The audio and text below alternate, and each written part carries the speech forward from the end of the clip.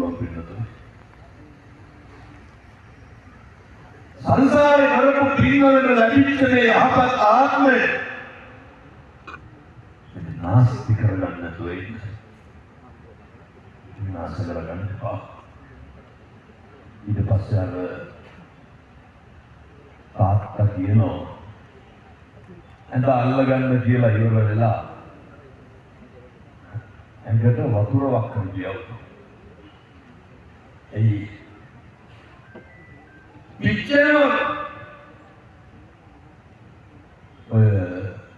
අසහියෙන් දොඩවන. එතකොට ඕනෑමට වැඩි ඔට්ටු වෙනකොට අතපය දඟලලා දානවා. එහෙම නේද? හරි. දැන් කවුරු කරපුවා කියපුවා තේර විනෝද.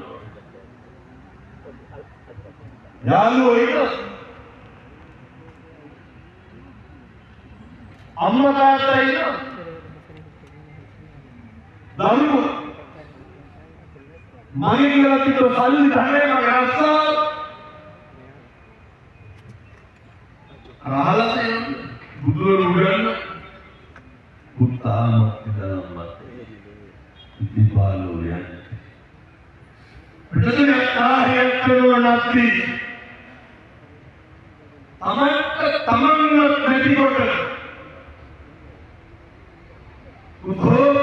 බුද්ධෝ ධනං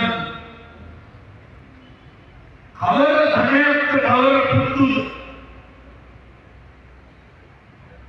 එතකොට ගොඩනැගිලි දානවා වෙනවා.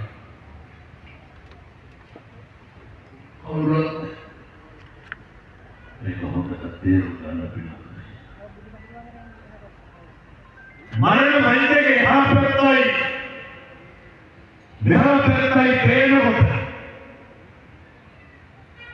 අර විකල්ප දෝලනය එහා පැත්තත් පේනවා මෙහා පැත්තත් පේනවා.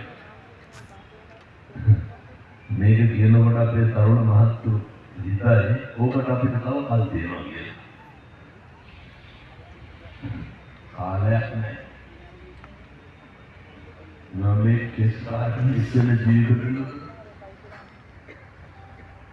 මේක හැරෙන්නවත් කාලයක් නැහැ. මම හිතන්නේ ආම්දුරේ අකල් මරණ කියලා જાතියක් නැහැ. ඒනම් කාල්මරේ ආයෙ දෙවුනම එනවා